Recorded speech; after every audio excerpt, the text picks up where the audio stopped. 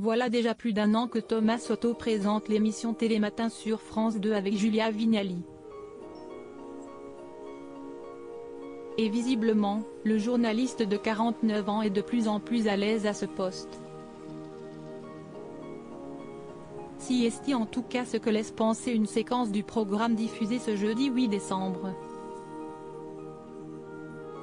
Alors que sa collègue annonçait aux téléspectateurs que la chanteuse Juliette Armanet était l'invitée du jour, il s'est mis à se déhancher sur le plateau. Sortez votre pantalon à paillettes et votre boule à facettes, a d'abord lancé Julia Vignali en précisant que l'artiste de 38 ans, interprète du titre Dernier jour du disco, allait se confier notamment sur son deuxième album baptisé Brûler le feu. Si est ce moment qu'a choisi Thomas Soto pour débarquer en trombe sur le plateau, en se trémoussant sur le célèbre tube de Juliette Armanet, qui comptabilise d'ailleurs plus de 13 millions de vues sur YouTube. Derrière elle, le journaliste a enchaîné les pas de danse, en faisant tomber au passage son micro.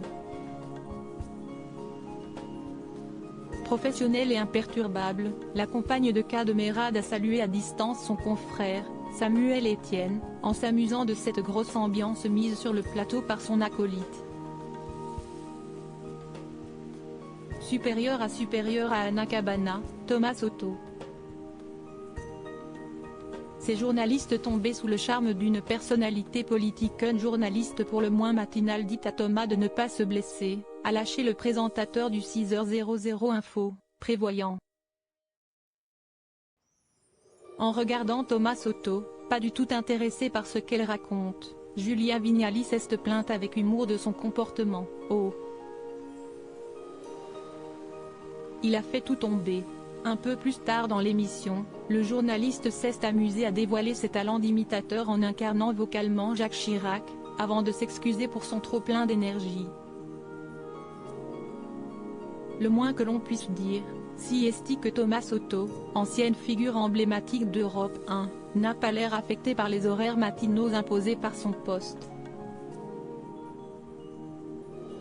En revanche, sa consoeur a reconnu, le 29 août dernier lors de la rentrée de Télématin, que le réveil est parfois un peu compliqué, notamment après une période de vacances où le rythme est bien plus détendu.